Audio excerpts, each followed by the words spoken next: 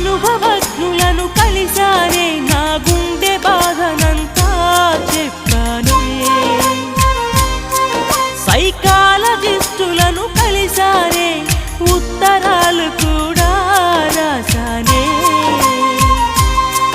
నీ మనసుకు మార్గం ధ్యానం అన్నారొకరు నీ వయసుకు భారం తప్పదు అన్నారు ఇంకొకరు అనునిత్యం ధ్యానం చేస్తున్నా ఎదమోయని భారం మోస్తున్నా తిప్పలు తప్పక తప్పవని